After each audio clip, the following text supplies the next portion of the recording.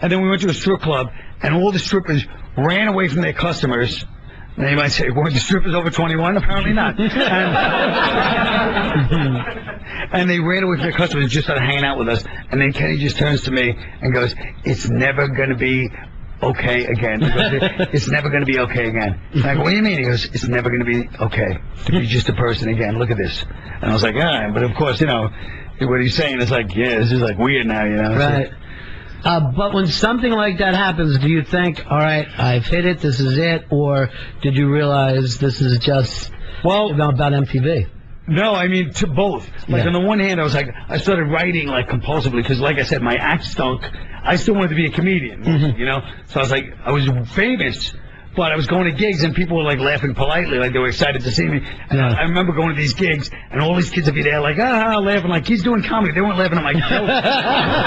They were just like, good for him. This is what, it's his thing. He likes to do this. You know, just indulge him till we get autographs after. Right. Instead of just line up autographs, saying, hey, want to go drinking with us? And like, they didn't give a shit. I'm like, what about my heart, man? And then, so it was like sort of that weird vibe where you're like, oh my God, I'm not good at what I think I do for a fucking living. Yeah, at that point, you're a personality instead of a comic. I'm a personality, exactly. Yeah. And TV is really, really a powerful. Yeah. It's incredible. Well, I remember even like Tim Allen, when he was on Home Improvement, I remember him saying he was doing comedy and people yelling out, where's Al? Where's Al? And shit like that, you know. Because people are more into the show. They want to know where's everybody, you know. Yeah. You know, and so I started getting compulsive. Like, I would literally stay in a lot and just write and try to learn how to write, because I was like, because I felt like the MTV thing wasn't going to last anyway. I sort of knew, even though I was, you know, we were well known. I mean, we were really well known. But I just felt like I better start writing compulsively, so I started really trying to learn how to write scripts. I became a very boring guy for a guy that was, you know, should have been enjoying his fucking life. Yeah, I mean, normally people hit that and they start partying and. That's what I should have been doing. Right. But I did that for a few months. And then I was like, all right, I got to get serious now. This is going to end, and I'm going to be fucked, you know. And I would just try to write, you know, and like learn how to take these screenwriting courses. I was just although in my screenwriting course was Rick Derringer. Not Rick Derringer, Rick Springfield. Oh. Well, it's so much better with Rick Derringer. I was almost impressed. So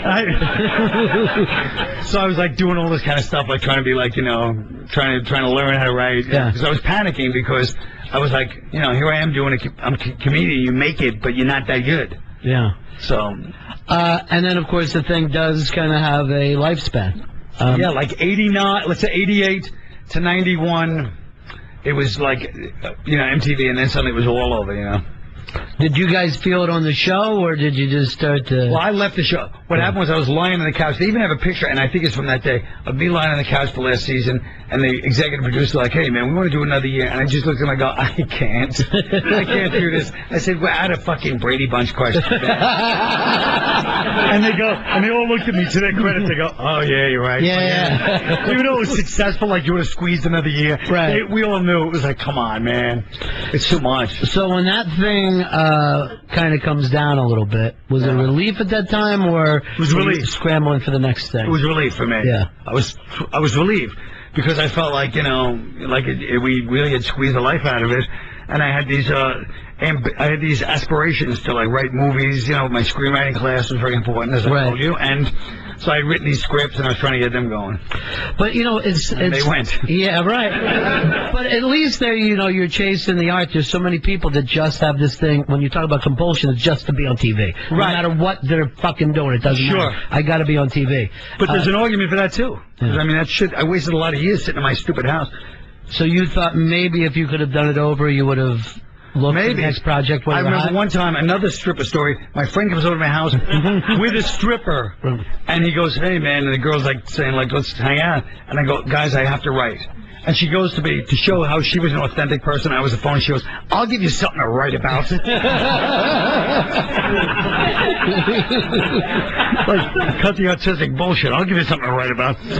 Maybe. But I was just obsessed with it. I was always trying to write. Knowing how much strippers were hanging around you, I understand why you want to now keep your coat so close to you at all times. Checking the pockets. Nice. So next for you, after MTV, the next thing for you is when you hooked up with, I guess, Saturday Night Live?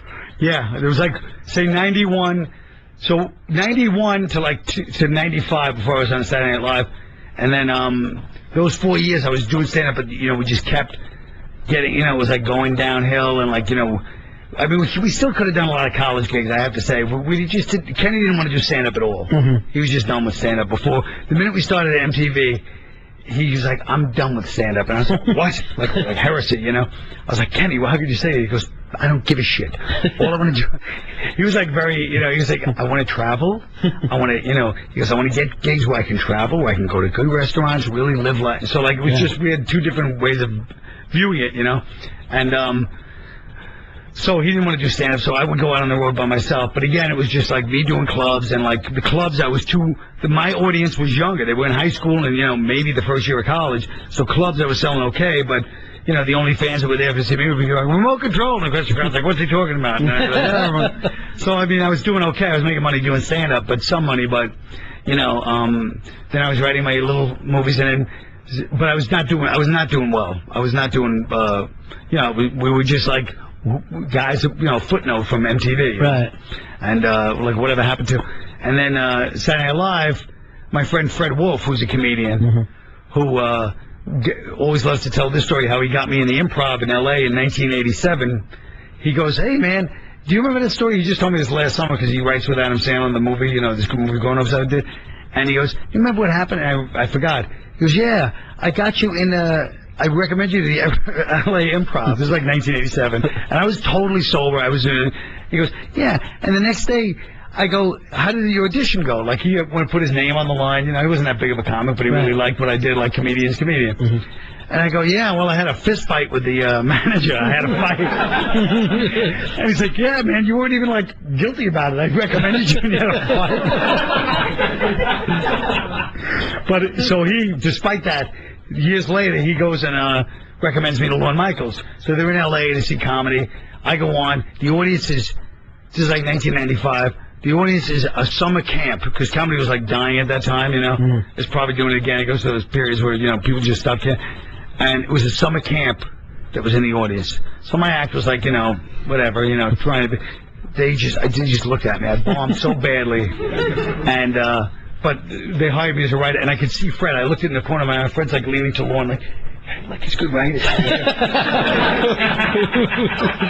So, and then Lorne Michaels busted my balls about that. So they hired me as a writer for Saturday Night Live. And then when I was writing, they started getting me on the air, because it was the first year of a whole new cast. They're like, oh, do you want to try something for update features with Norm? So I'd go and do these characters.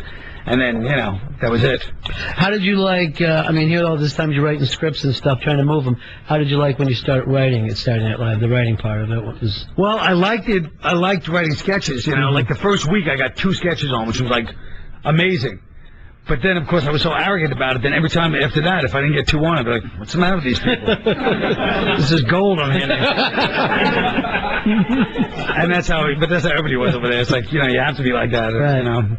You have to believe that you're really writing the best stuff. So, but the first week I scored big, so then I was like, hey, man, So at that point you started to enjoy getting on the air a little more, though? Of course, at that point. Yeah, right. So that was always the goal, though? It wasn't writing? No, I never thought that could happen. But then when it started to happen, I was like, yeah, I'll grab it, Yeah. And in the middle of that is when Norm had his whatever happened between him and the legend there. And I guess it was just the fact that you were there at the time. They didn't want to look outside? No, they wanted to look outside. They did. I remember going to Lorne and going, look, I don't want Norm to leave, but if he's left, I'm telling you, I'll take it. I don't want to, because I was afraid they were going to get somebody else, and then I would have been even more pissed, so, That had to be a strange position, right, for you? I mean, writing for weird. Norm, and then... Oh, Norm, like... I used to be on the air. We were like good friends there, Yeah. And then suddenly he's, and we lived in the same building, so we see each other in the elevator. We worked on the movie last year on Grown Ups, and me and him were together all day, every day. And we're just like, we're like old friends, but we haven't seen each other much since then. And then one night we're sitting there and he's on coffee. He goes, yeah. Hey, how about the, once we're around old days, he goes, how about the time you ruined my life?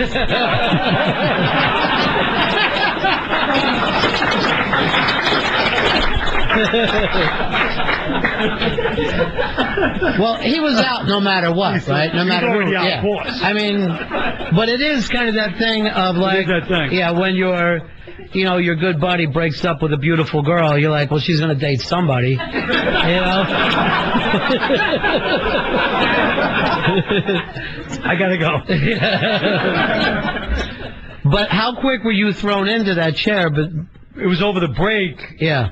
That the whole thing happened. So then I was just like I said, I went to Lorne. I said, because he's like, I forget. They were gonna start to look outside. I knew it, But knowing what like you've already told us about, some of the stand-up stuff that you're doing, I guess you're writing, at least head writer of your own material, I guess, when you're running that desk, right? Yeah. To know when that light goes on, you've got this gigantic audience who's comparing you to everybody who's ever been in that position before. Yeah, I mean, I was sort of thinking about that.